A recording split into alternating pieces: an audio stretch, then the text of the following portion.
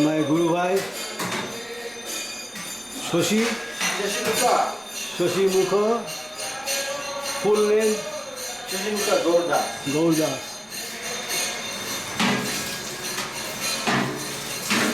Doing Bhagavad Seva.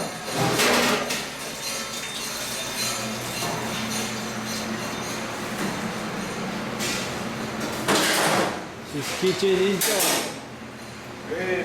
Hey, right, Devamrita. Right. বলুন kitchen in charge মন্দিরের labour আপনার নাম প্রভু মনুষ্যাম দাস মন্দিরের লেবার মন্দিরে সেবা করি প্রসাদ পাই আমাদের কৃপা করবেন আপনাদের কৃপায় রাখবো আমরা ভগবত ধরে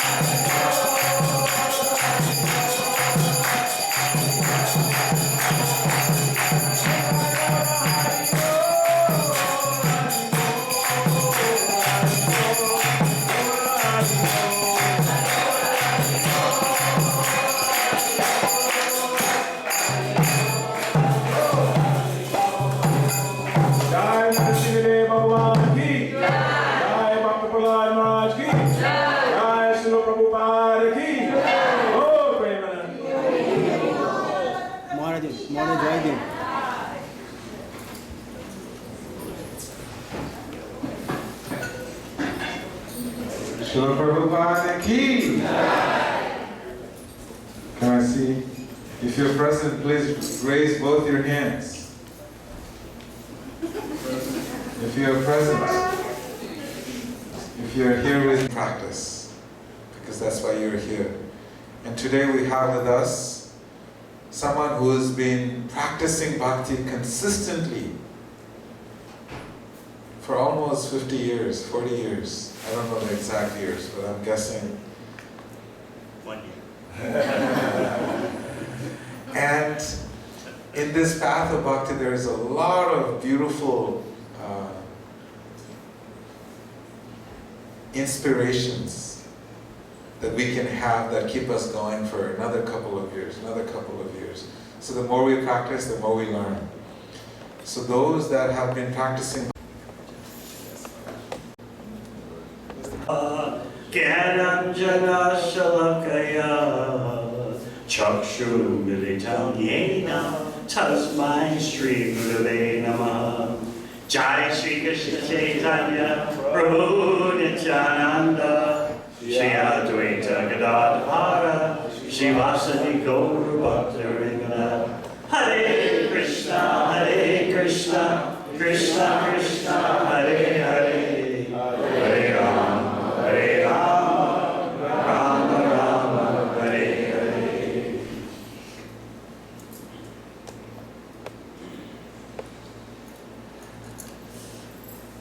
Krishna is very difficult to understand.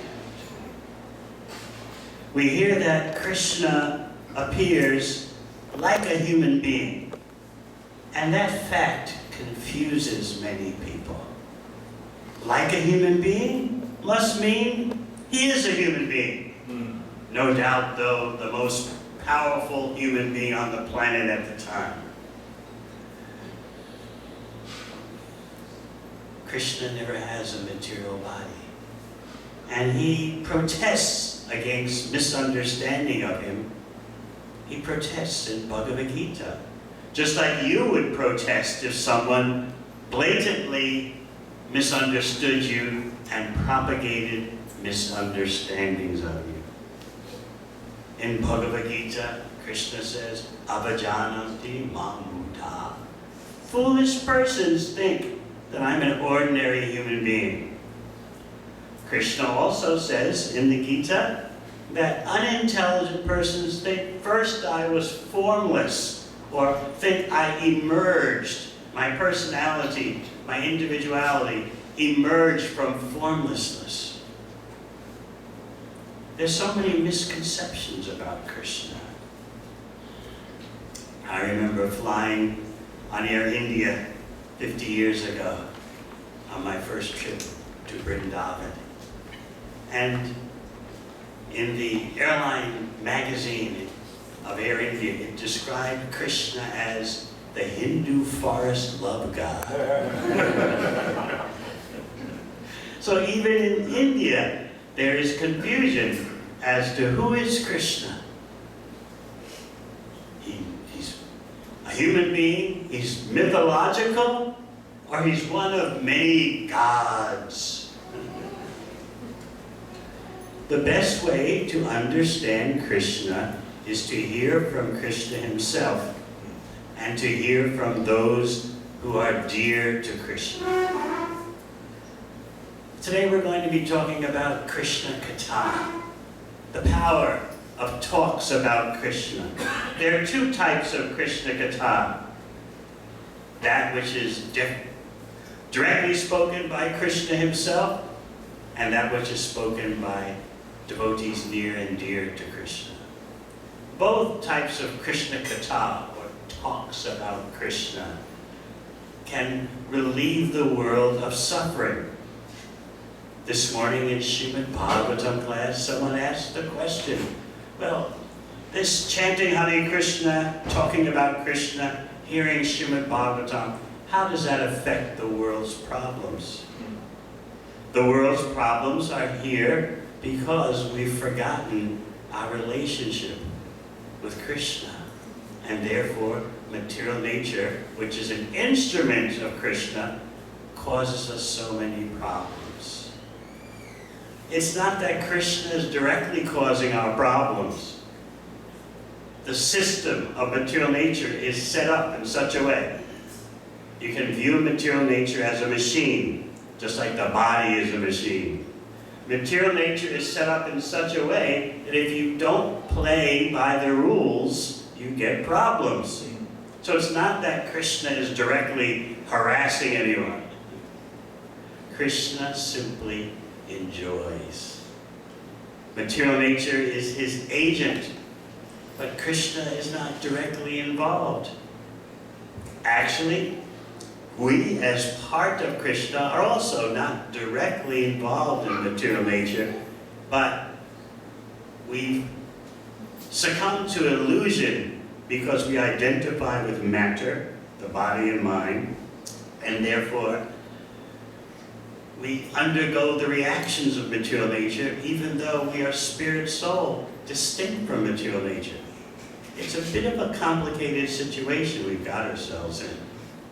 It's like someone experiencing a nightmare, and you're in the room with that person. You're awakened by the person's distress. The person's tossing and turning and thrashing about in bed, and you can clearly see there's no problem. But the person's lost in the nightmare and is actually experiencing distress. The best thing you can do for such a person is to wake the person up. And then the person realizes it was just a bad dream. So we're dreaming that we're separate from Krishna. And material nature is giving us the reactions in that nightmarish dream in which we think we are the all in all. We are independent agents. Hearing about Krishna dissipates the nightmare and brings about the cooperation of even material nature. You wonder, perhaps, why there seems to be no material solutions to the world's problems. Political change doesn't do it. Economic change doesn't do it. The same old, same thing goes on and on. People have expectations. Change has come. Only to be disappointed because it's the same old song. Simply, the ins become the outs, and the outs become the ins, and on the revolving door goes.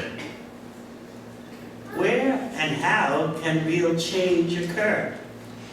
The problem with human society today, so lucidly pointed out in Srimad Bhagavatam, is that there is no process for transforming the heart. Therefore, people have religious beliefs, people have political beliefs, people have scientific beliefs, but their consciousness is so polluted. What process will actually deal with their polluted consciousness and cleanse the consciousness so there actually can be a real human civilization? Our gadgets are very developed. Our nuclear weapons are very developed. But our consciousness is abysmal. So Krishna-katha talks about Krishna focused on the condition of our consciousness and our need for purification. And in that way, you solve all human problems. When you read the 10th canto of Srimad Bhagavatam, which anyone can do so nicely in the form of the book Krishna, the Supreme Personality of Godhead, a summary study of the 10th canto. Srila Prabhupada said it was his favorite book. Sometimes devotees would read to him from the Krishna book, as we call it, and he would just say while listening to it, I didn't write this, Krishna wrote this book.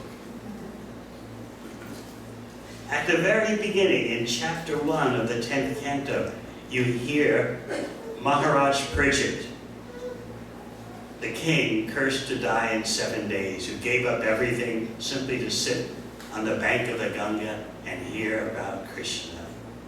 You hear his eagerness in order to fan the flames of hearing about Krishna. He repeats to Shukadeva Goswami, the speaker of Srimad Bhagavatam. He repeats what Shukadeva had already told him a few chapters before. Because that's how you do it when you want to encourage someone. I heard you say this, I heard you say that, and that, and that, and that. I got that right. Now I want to hear even more. And the speaker becomes very enthused, very enlivened. This is personalism. And Shukadeva Goswami, the speaker, notes Pritchett Maharaj's advancement. He says, you've attained that stage in which hearing about Krishna is fresher and fresher. The topics are increasingly vibrant with you. There's no question of staleness. In our outreach events in the preceding days, we've been talking about the staleness of material rasa, material flavor. But when you hear about Krishna from an authorized source, you are eligible to taste the ever-increasing freshness of those topics. And you can see that, you can read about that in the beginning of the 10th canto. And actually throughout the Bhagavatam, but I like to focus on the first chapter of the 10th canto. Pritchett Maharaj is presenting to Shukadeva Goswami that I know that hearing about Krishna solves all problems. It's the boat by which you can cross over the ocean of material distress. So we should consider that an actual beneficial government recommends for all the people hearing about Krishna. You say, well, isn't that sectarian? But how else are the people going to become free from polluted consciousness? Mere religious belief will not help. You may believe this, someone else may believe that, this doctrine, this theology, that theology. But how is the consciousness going to be purified of identification with matter? So much so that we think by bonding with matter, we'll become satisfied. How are we going to discard that illusion?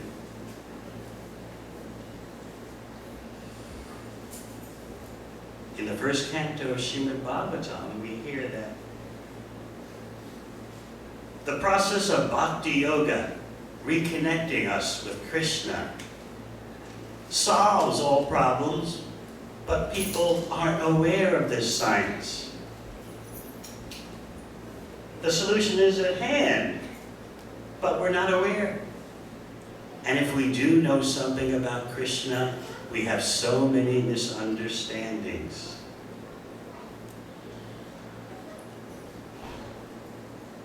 Parikshit Maharaj and Shukadeva Swami, in this first chapter of the 10th canto, reveal how three persons benefit when there are talks about Krishna.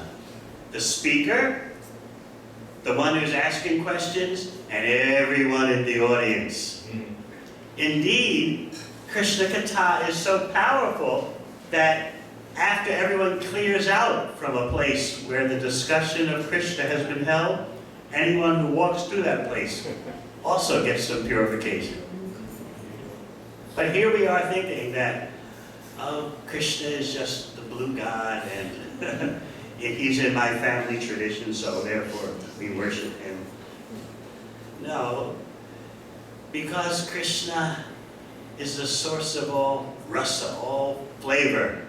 By hearing about Krishna from an authorized source, you are actually satisfied.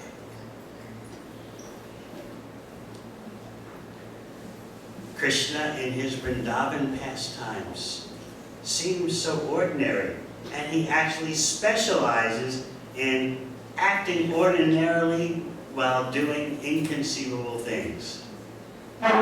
Because he doesn't want to disturb the pure love of his devotees in Vrindavan. He doesn't want them to think he's the supreme, because that will spoil his fun. Yet, he acts in such a way that he leaves no doubt. Here's one example. When Krishna was 1 year old, does that mean Krishna has a material body and he ages? No. He takes on the appearance of a 1 year old to satisfy those who want to love him as mother or father.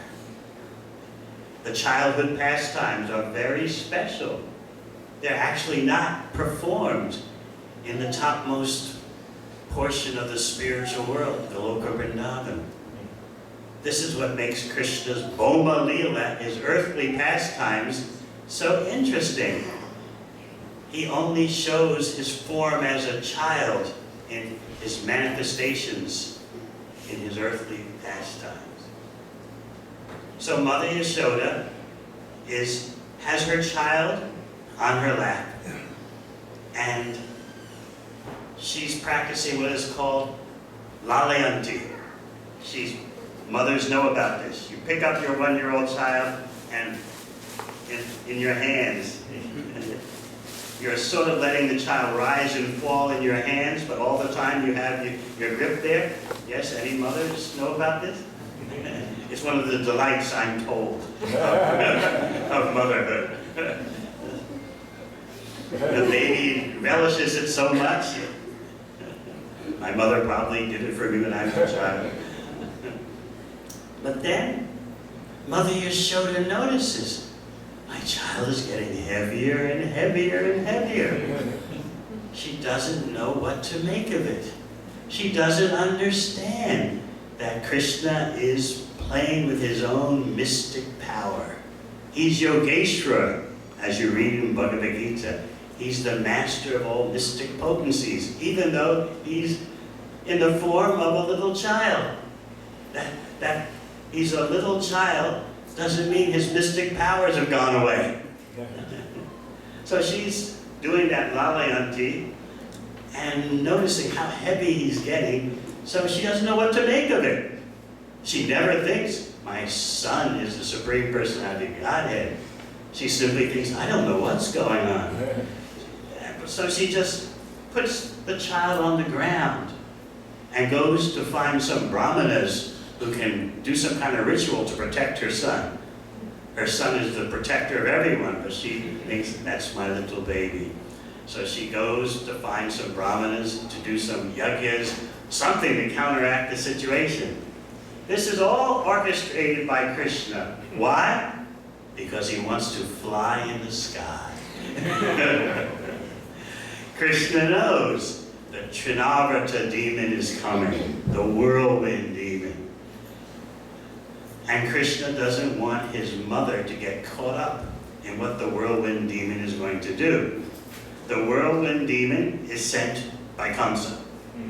Kamsa is disturbed. Demon number 1, Bhutana, is killed. Demon number 2, Shakatasura, is killed. So he's trying with demon number 3, Trinavarta, the whirlwind demon, who creates like a tornado, makes all the vegetation whirl around. Bhutana had a form of a witch. The Shakatasura, the cart demon, was formless.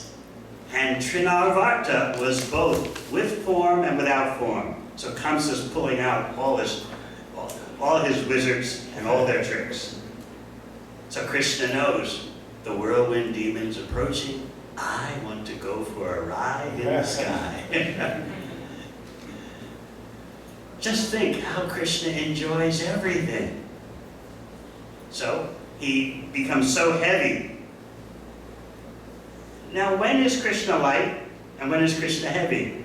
He's the sum total of everything. So how is it Mother Yashoda could, in the first place, lift him up and gently let him slide up and down in her hands when Krishna is everything? So how can she do that? How can he become so light? So therefore you should have no doubt he can become so heavy when he wants to. He can go either way. All mystic potencies are at his fingertips, so to speak. Not only is he known as Yogeshwara, the master of all mystic powers, he's known as Yogeshvareshwara, the master of the masters of mystic power, in case you have any doubts. That emphatic name of Krishna is there. So he knows, because he knows everything. Trinavarta is coming. I don't want my mother being in the midst of Trinavarta kidnapping me. So the mother is off finding some brahmanas. She's thinking, I don't know why my son, my little child's become so heavy. Maybe some ghost is attacking, I don't know. So she goes off to try and do something about it. And then she starts getting caught up in other household affairs. Her child's nearby on the ground. And Trinavarta approaches. And what happens? You can just imagine what seems to be terror. Trinavarta, like a cyclone, like a whirlwind, causes all of Vrindavan, particularly this is Mahavan. This is one of the last pastimes to happen in Mahavan, because Nanda Maharaj is going to think, this place has got many complexities. Let's move from Mahavan to Vrindavan. So the whirlwind demon comes and makes all of Vrindavan, Mahavan, dark. And no one can see anyone. Mother Yashoda collapses on the ground, panic-stricken. Where's my child? Where's my child? She can't cry out effectively, though, because Trinavarta, being a skillful demon, not only covers all of Vrindavan with a dust storm so no one can see, but he also is making shrieking sounds so no one will hear Krishna crying for help. He thought he's got all the aspects covered in his terrorism. And he thinks there's no homeland security around, so he's free to cause his havoc. He lifts Krishna up, and wait a minute, first Krishna's heavier than the heaviest, and now Trinavarta is able to carry him off into the air. Why? Because Krishna switches his mystic power and becomes lighter for his pleasure. As he carries Krishna off into the air, his thoughts are to kill the child in the air. And what are Krishna's thoughts? I'm enjoying a ride. A ride through the sky. Meanwhile, back on the ground in Vrindavan, what's happening? The dust storm clears, and everyone realizes Krishna is gone. The older gopis, cowherd ladies, race to Mother Yashoda's house, where she's just, you can't imagine how distraught she is, panic-stricken she is. She's lost her child, the dearest child of all existence. So she's crying, the older gopis are crying, and meanwhile, Krishna is riding high in the sky. Actually, the acharyas point out, Krishna especially wanted to go high in the sky on the back of Trinavarta, the whirlwind demon, so that the ladies in the heavenly planets could check out his beauty. What can be done? Krishna's unlimitedly beautiful. His mercy is many. He allows everyone to see that. So he wanted to give the ladies high in the sky in the heavenly planets a chance to see his unlimited, his infinite beauty.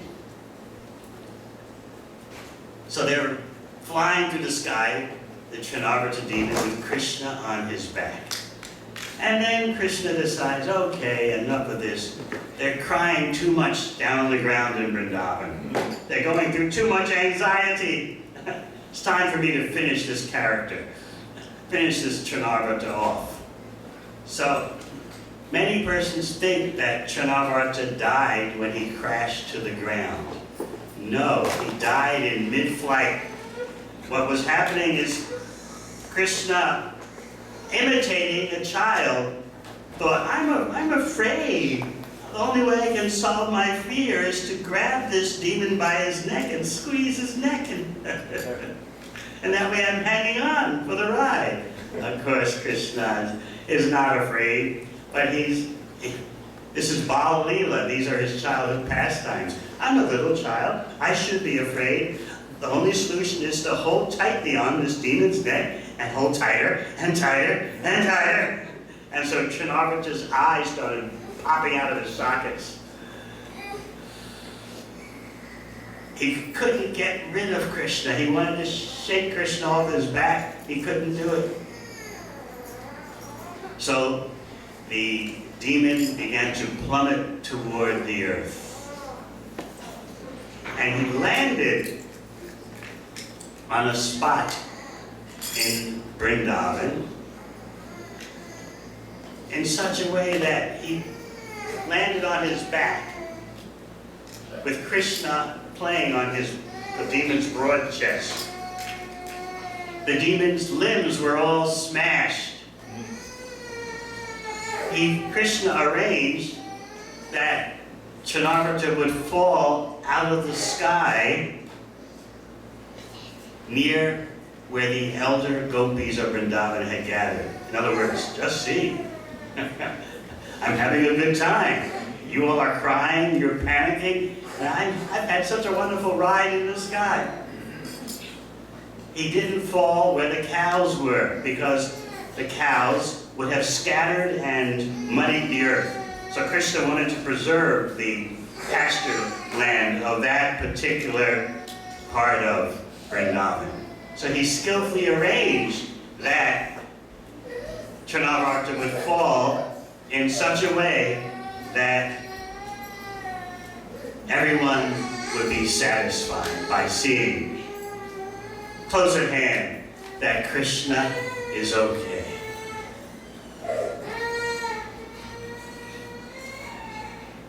So there is Trinavarta smashed on the ground, and Krishna is thinking, Trinavarta's chest is so broad. This is a wonderful playground. And what are the gopis thinking, the older gopis? Oh, what's happening? how could such a thing happen to our little Krishna? And he's safe, he's saved. Narayan has saved little Krishna. Of course, Krishna, even as Bal Gopal, the little cowherd boy, is the origin of Narayan, the origin of Vishnu. But Mother Yashoda and the residents of Braj never think Krishna is the Supreme Personality of Godhead. Krishna doesn't want that because it would spoil his pleasure.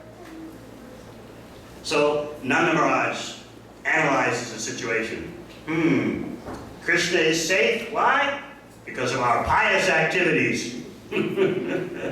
We must have dug many wells, made many ponds, constructed many roads and temples, and therefore, because of our punya, our good karma activities, Krishna has been saved. They never think he is Swayam Bhagavan, the Supreme Personality of Godhead himself. So then,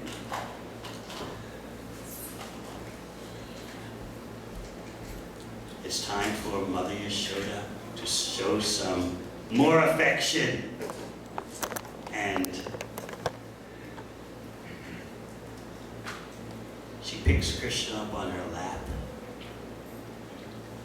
and cuddles him and feeds him. To feed him, she has to have Krishna open his mouth.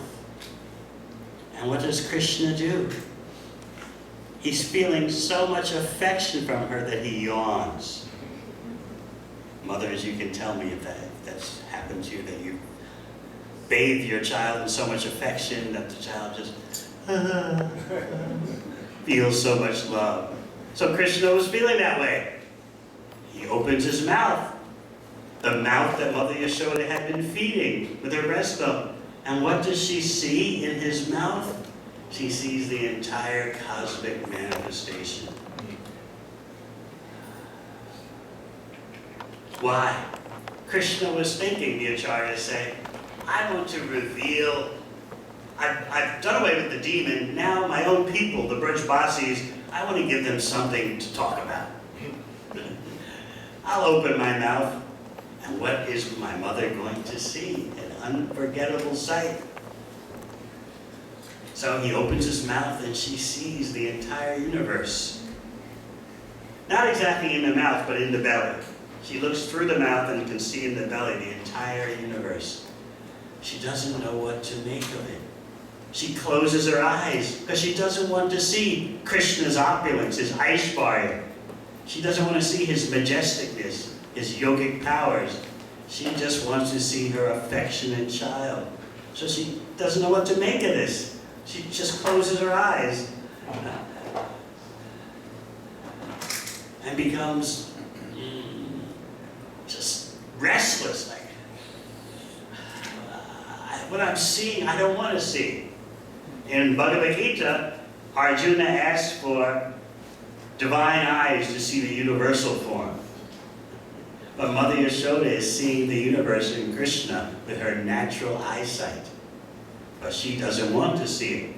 Arjuna, after seeing the universal form, asks Krishna, please, back to your four-handed form. Okay, please, back to your two-handed form. But Mother Yashoda doesn't know what to make of seeing the universe in Krishna's mouth, and she doesn't want to see any more of it. She doesn't even think about it. Try to understand the power of her love. This is Shuddha Vatsalya Prem, pure parental love of Krishna. All she wants to know is, my son is okay. I don't know what's going on in his mouth. I don't know what's down there in his belly. All I know, I'm his mother, and that's the way it's always going to be. We have no other relationship than that. So in this way, she tries to just dismiss from her mind what she saw.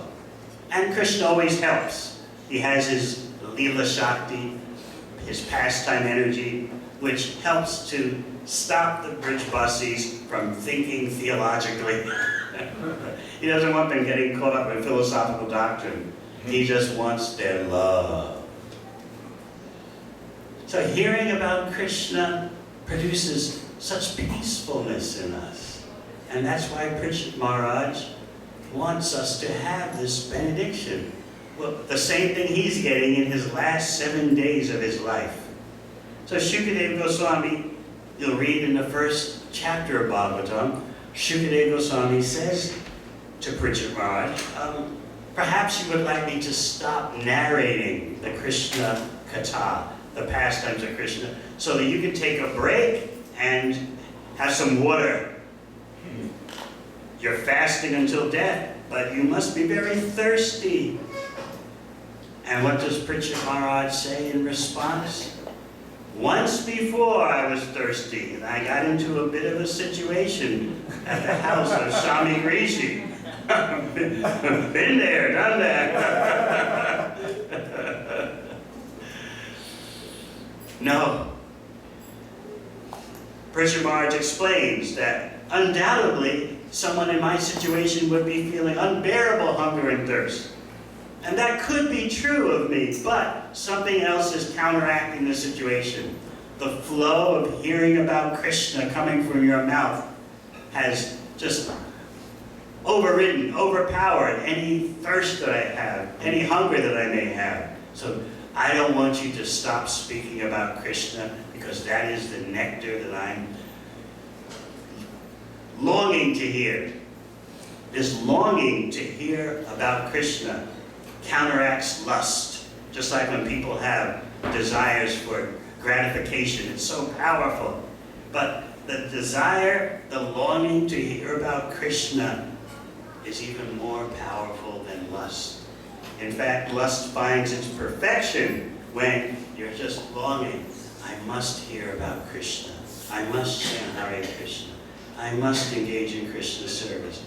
Even more than I need to do this as the remedy to my material suffering. No, just spontaneously. I want this because I love it. This is the essence of life. I can't conceive of a moment without hearing about Krishna. Just like iron powder naturally flows toward a magnet. Similarly, it's my constitutional position to constantly hear about Krishna. And I haven't heard about Krishna for a few minutes now. So that's the state that Prishad Maharaj is demonstrating. And Shukadeva Goswami has noted that you have reached that precious level in life in which the pastimes of Krishna are appearing to you as newer and newer at every moment. Congratulations. Those two make such a team. It's the real dream team. Prishad Maharaj and Shukadeva Goswami.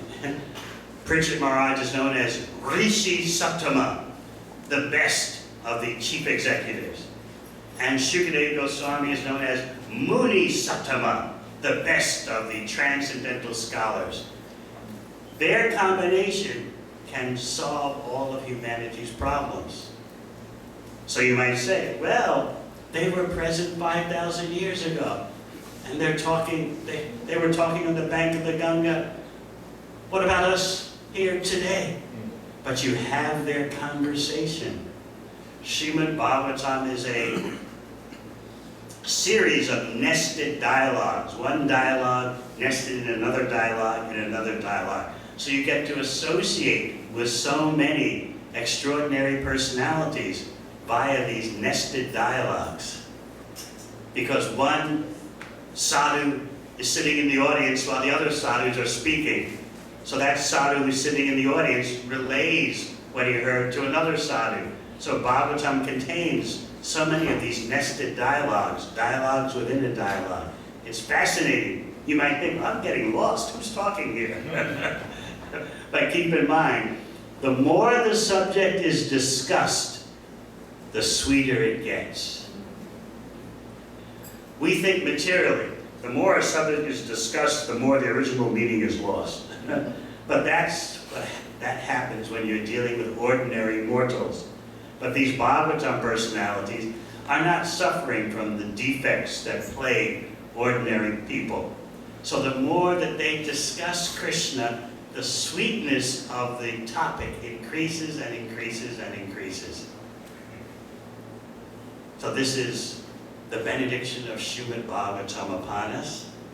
And that's why Lord Chaitanya, who's Krishna himself, advocated, before you are liberated, read Srimad Bhagavatam, and after you are liberated, go on reading Srimad Bhagavatam. So all the liberated souls here, please go on reading Srimad Bhagavatam. And those who are aspiring for freedom from material existence, yes, you also read Srimad Bhagavatam. True liberation means you're always surrounded by Krishna's glorification. This is why Srimad Bhagavatam says, the real bhakta is not concerned with freedom from material existence. So you might say, well, what's the point of this whole bhakti yoga, the culmination of the yoga and meditation system, if there's no concern about freedom from material existence, material suffering? But the ocean of nectar of hearing about Krishna is so inconceivably extraordinary that the genuine bhakta, the genuine devotee, prays that I don't care whether I'm in material existence or out of it. Just make sure the glories of Krishna are being narrated. I want to be around those persons who are constantly talking about Krishna. Then it doesn't matter where I am. And as Krishna himself says, I'm not here, I'm not there, I'm wherever my devotees are chanting my glories. So this is the topmost yogic perfection. Therefore in Bhagavad Gita, Krishna says, Satatam Kirtayantam Mam. A real yogi, a real meditator is always chanting my glories. And that constant glorification of Krishna produces the spiritual world. Wherever you are. So this is the extraordinary advantage of bhakti yoga. Your location changes according to your sound vibration. What the tongue is vibrating and what the ear is hearing. That makes your location, not what you think as a physical geographic location. Just like you go to some website and they want permission. Can we use your location? That means nothing in terms of Krishna-katha, because Krishna-katha, no matter where you are, will transform your location. Just like this gathering we have here today. It's an auspicious event for the whole universe. You might just think, well, I'm making my routine visit to the temple on Sunday, and of course we're so happy to see you and happy to be here with you. But it is a very abnormal event in that persons who are eager to hear about Krishna have assembled together. This is the real pathway to world peace. You may recall in Bhagavad Gita, Krishna explains, Evam parampara praptam imam rajasya. This knowledge is meant for the chief executives, the saintly heads of state. Otherwise, how can the leaders of society benefit people without Krishna-katha? Yes, there is some awareness of God in the various spiritual traditions of the world. There's religious belief, which is very nice. But there's a huge difference between religious conceptions and knowledge of the Supreme Personality of Godhead. We were talking this morning about Lord Chaitanya's gift of ecstatic love given to persons who don't even know Krishna, as you recall from Prabhupada's famous lecture given here in Atlanta in 1975, when great personalities like Ballabhadra Prabhu were also here. I was also there, sitting right in front of the Vyasa Swami. Astonished to see just the tears shoot out from Prabhupada's eyes like shot from a syringe. And he explained, how can you love Krishna? How can you taste love of Krishna when you don't know Krishna? That is the mercy of Lord Chaitanya, Lord Nityananda. So we can hear about Krishna and become inspired to make spiritual progress even in the depths of this Kali Yuga. And the practical solution for the world's problems is that people should join in and hear about Krishna. Then their consciousness becomes peaceful, and the people stop harassing each other, stop terrorizing the environment, stop spending huge percentages of their revenue on nuclear weapons. All that is because of uncontrolled mind, and uncontrolled lust, and uncontrolled anger. Our nation will be superior. Other nations will be subservient. We have the biggest nuclear arsenal. No, we have a bigger nuclear arsenal. The whole world's arguing like that. Our nuclear weapons are better. They're hypersonic. Have you caught up with that yet? This madness is going on. As if there's not already enough destruction in the world. You're paying huge amounts of money in your taxes for more and more deadly weapons. To protect what? To protect the malls, to protect the sports stadiums. This madness can only be cured by hearing about Krishna. So Srimad Bhagavatam says, Krishna Charitam Kali Kalmasa Ganam. Hearing about Krishna is the cure for the real pandemic, which is bhava, becoming and unbecoming. The bhava sindhu, the ocean of becoming and unbecoming. That's the real pandemic. What solves that? Therefore we have bhava oshada, the remedy for continued birth and death. How to stop that? So you might say, all right, we stop continued birth and death, but that's in the future. I'm not dead yet. I've got some decades ahead of me for continuing to make a mess in the world. So what is hearing and chanting going to do about my present situation? Your present situation means your present consciousness.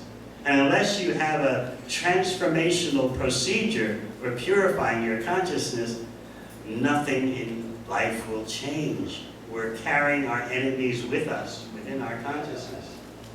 So, because hearing and chanting about Krishna transforms the consciousness, it is the most practical remedy, the most practical approach to the problems of life. And beyond its extinguishing the problems of life, it reestablishes your eternal relationship with Krishna. So hearing about Krishna doesn't simply clear up your problems, but it gives you the positive reality that you're longing for. So it's both negative and positive. Stop the problems and give you the best. So let us march forward in distributing the opportunity for hearing and talking about Krishna. And first of all, we have to distribute to ourselves. Thank you very much. Hare Krishna.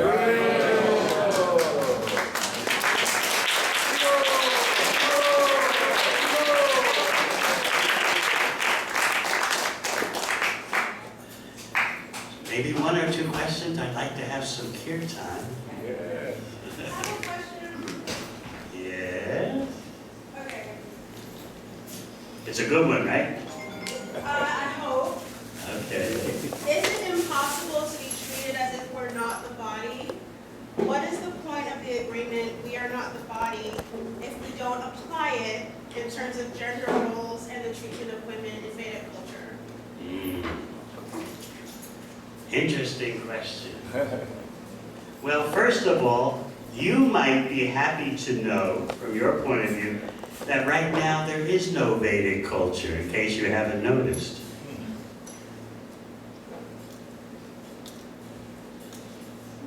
But if there were Vedic culture, And it's fascinating to read about Vedic culture because any intelligent person has an anthropological interest. Let me study this Vedic culture, even though it's not here today. Let me study it and see what it has to offer without making snap judgments. You know anthropology, studying various cultures of antiquity. So with an open mind, you look at it without impeding your vision with current conceptions. Now the goal of Vedic culture is that you understand you're not the body. And therefore there are prescribed roles for different genders. The goal is so that you don't act like you're the body and you're not treated like you're the body. But according to contemporary vision, doesn't look very palatable. So therefore, Lord Chaitanya says, whomever you are, whomever you meet, teach the science of Krishna. That's the solution for this present day and age. And if by the distribution of chanting Hare Krishna, Vedic culture ever comes back, then we can have a longer discussion about whether this gender role is correct or that gender role is correct, okay? But right now, you should be concerned, don't mind my saying so, you should be concerned with how to hear about Krishna, chant Hare Krishna, and give Krishna to others. That is the current solution. Okay?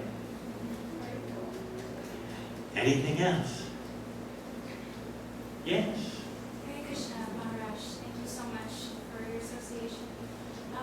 It says in the Srimad Bhagavatam, Canto 4, Chapter 9, verse 16, it says, my dear Lord, in your impersonal manifestation of Brahman, there are always two opposing elements. And it says your multi-energies are continually manifest, but the impersonal Brahman, which is undivided, original, changeless, unlimited, and blissful, is the cause of the material manifestation. So my question is, I'm mystified by this statement. It says the impersonal Brahman is the cause of the material manifestation? The material manifestation is a transformation of Brahman. Brahman means the all-pervading spiritual energy. The material energy is originally spiritual, but Krishna has it acting in a certain way. Parasya Shakti Vividaiva Shriyate. All Krishna's energies are spiritual.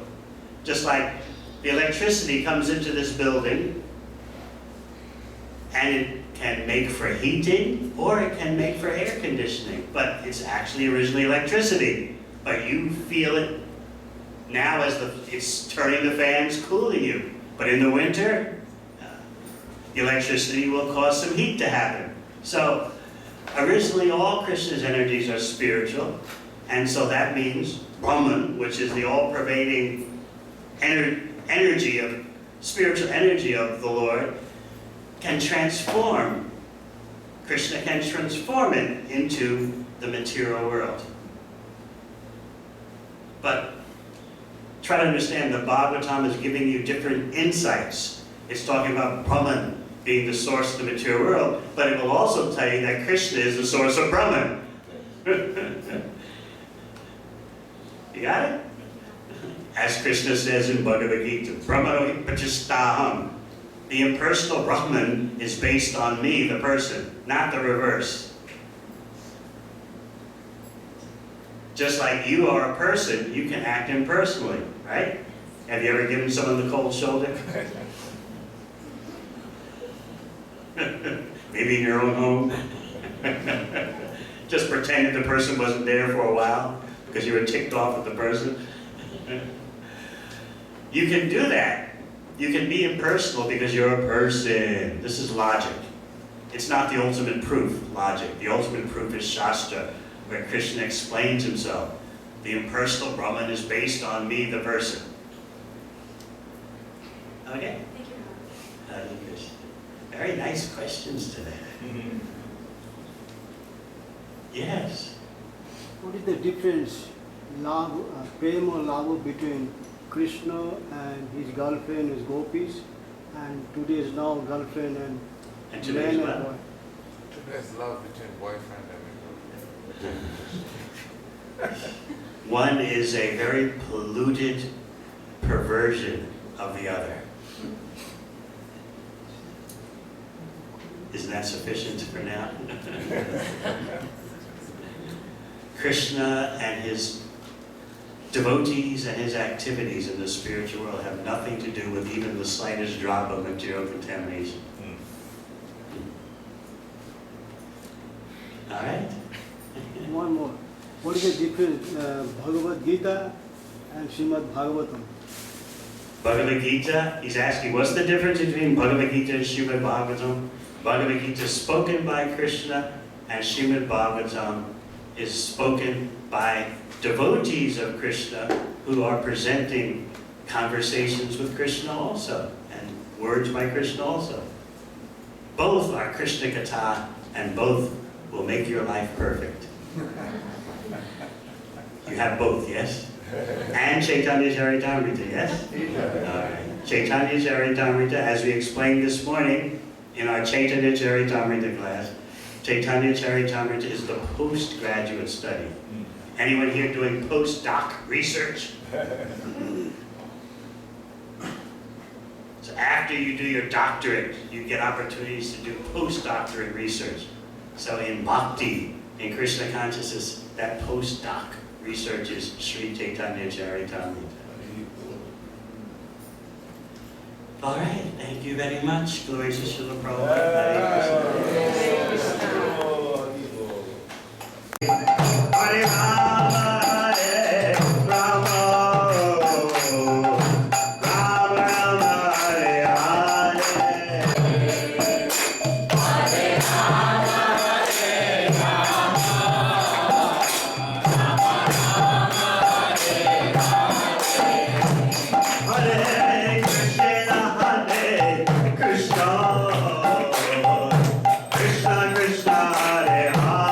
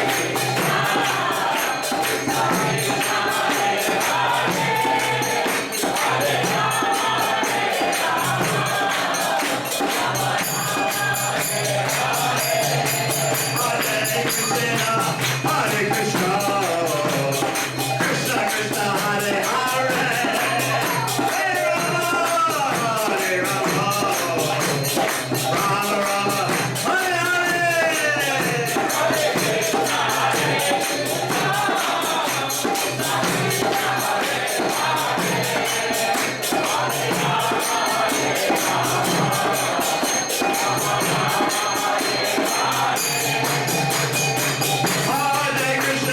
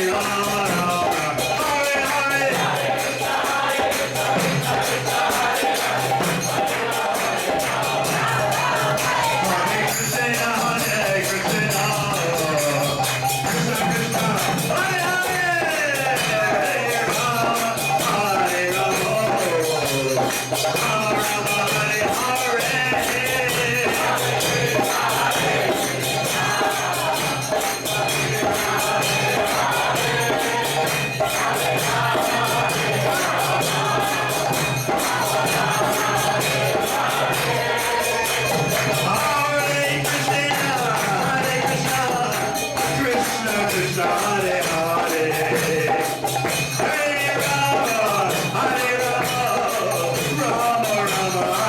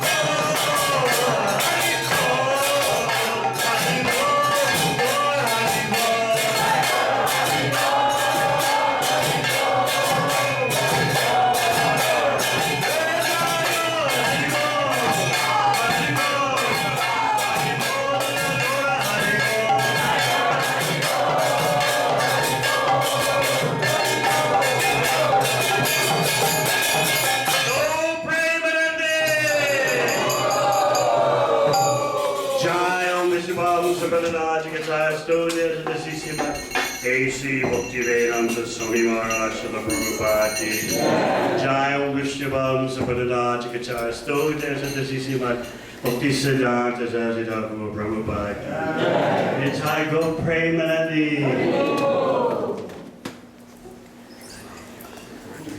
Raise your hand if you have seen it. Raise your hand if you have read it. Raise your hands if you found a lot of value in it.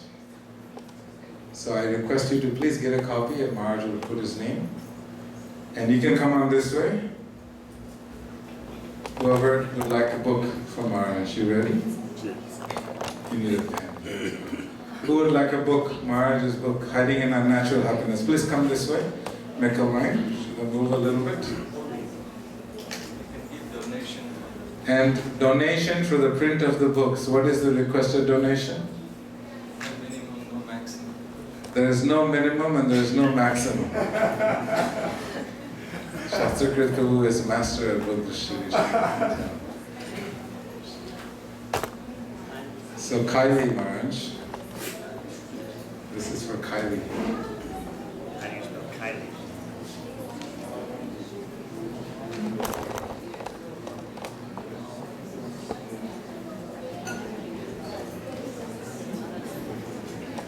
Please don't leave. I'll give you some ecstatic updates about your Janmashtami festival after this. Please come. Shastrakrit Prabhu, if there is no minimum, then please be here with us.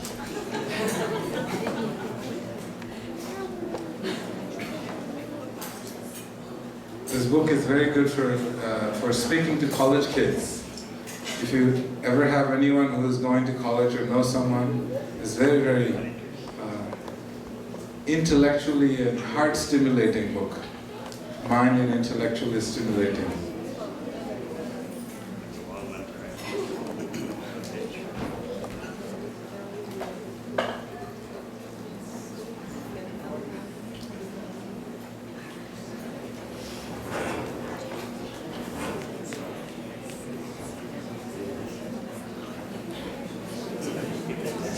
Thank you so much. Anyone else needs books?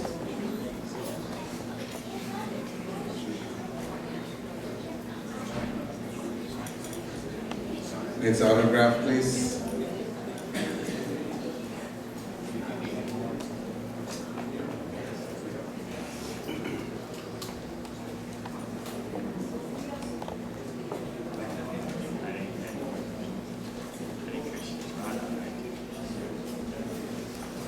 Everybody give a big hand to Radha. She's getting a set of Srimad Bhagavatam.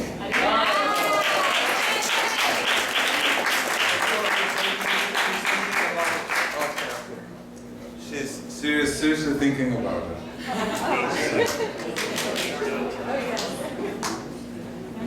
According to Shastrakrit.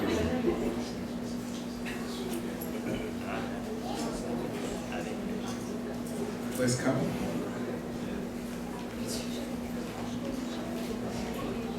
Shastrakrit, can you have the books on the table for Maharaj?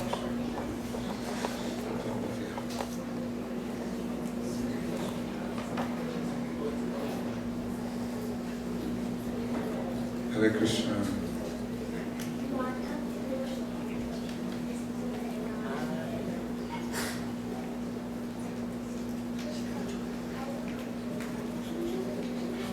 Sorry, Maharaj, I volunteered you to sign up on all the books.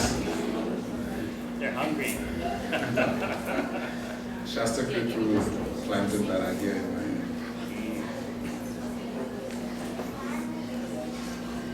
I look forward to coming back in August. Yes, I'm about to announce this also, Maharaj. Hare Krishna, Maharaj.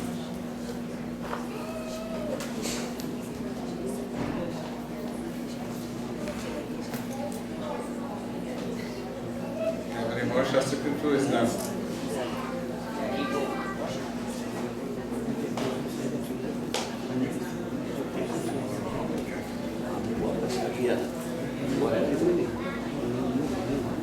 Anyone else? Hiding in our natural happiness.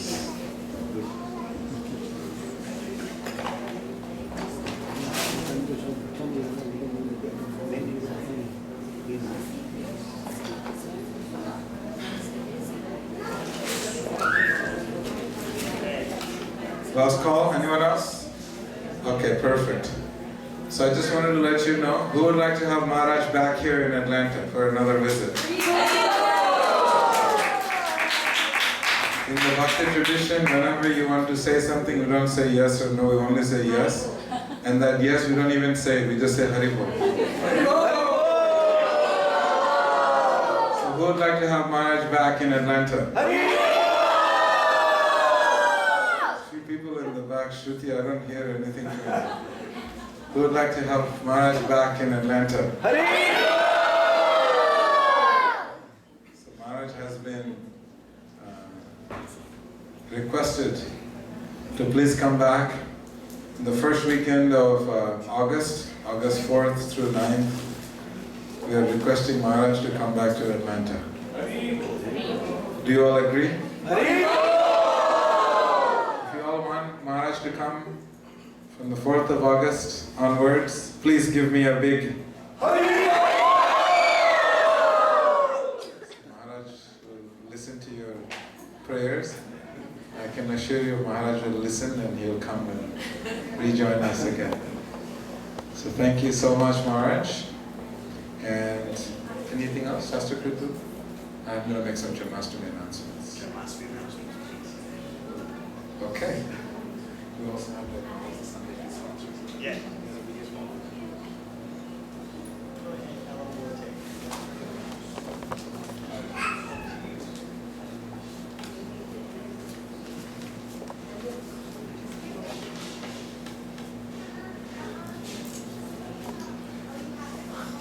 So I'd like to request the Bhatia family to please come up. And when you come up, you can get the blessings from Maharaj. You have some books for you. Bhatia family, please come up. Can we make a little path for them to come, please? So they're sponsoring the Sunday feast, seeking the blessings for their departed father, Sri Madho Masand. Please come. Show some. Take the garlands from the deep from Maharaj. And you have Bhagavad Gitas for them. And you will get the Bhagavad Gitas from Maharaj. Hold.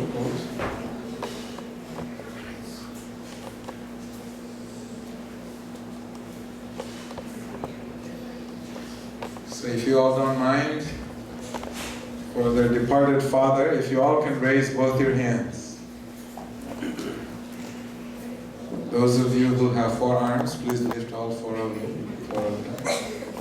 Together we're going to pray to their Lordship, Shri Gaur Nitai, Jagannath Baladev, Subhadra Devi, and Shri Radha Madan Mohan. Together.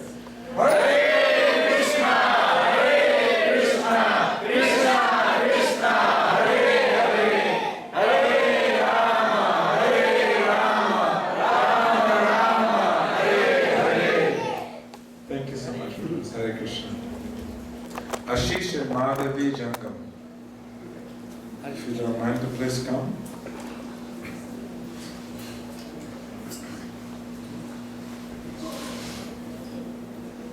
Hare Krishna, Ashish Prabhu. Where is Madhavi Mataji? Yeah, Hare Krishna. Come.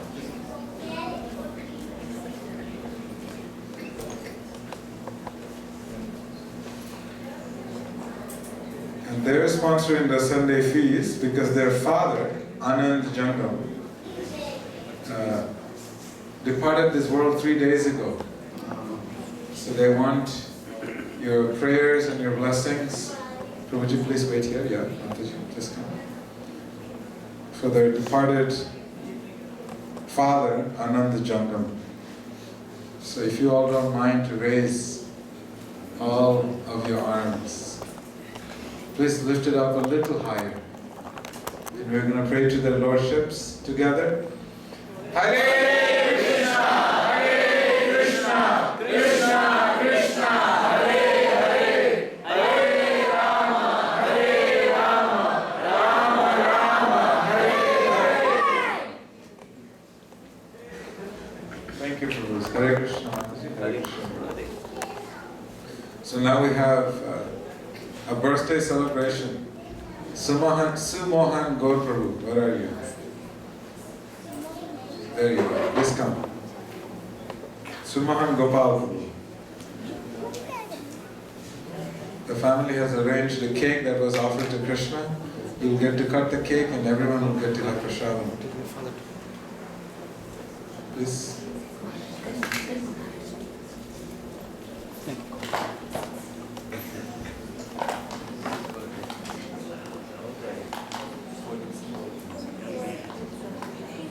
Krishna, how old are you?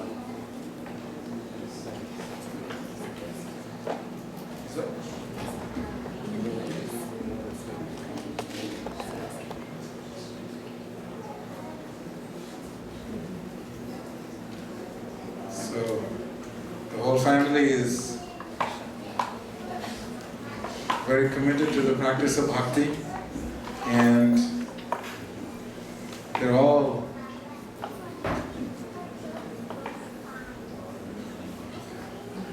so please come. So Sumohan Gopal Prabhu, he becomes 44 years young.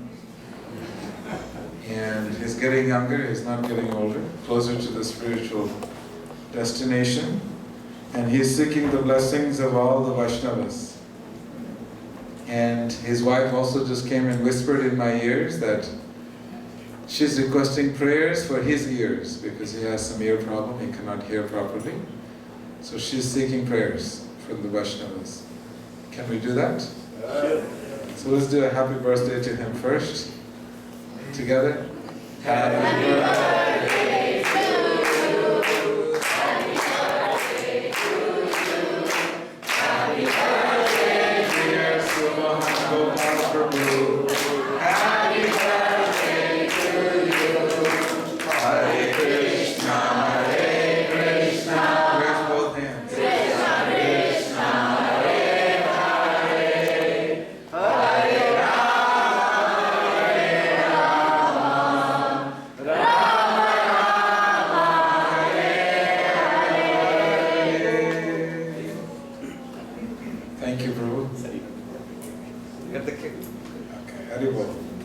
Thank you, Prabhus.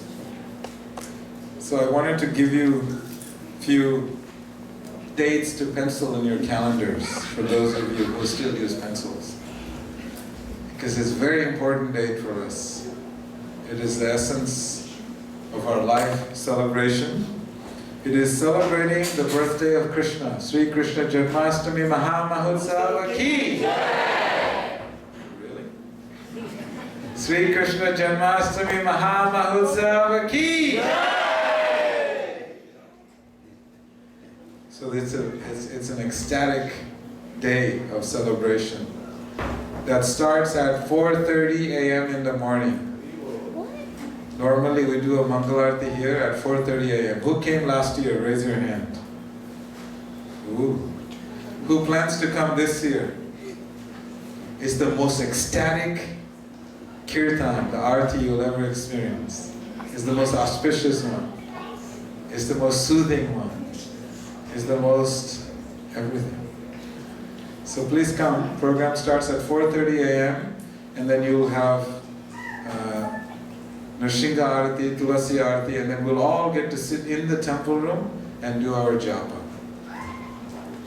It's the most beautiful japa, the most impactful, the most powerful japa you'll ever have. When you're sitting in a group with 100 devotees sitting in the temple room doing your japa, you can relish what spiritual ecstasy feels like. So this is all happening in the temple room. And then you get to go home and come back, because there will be aratis being offered to Krishna all throughout the day.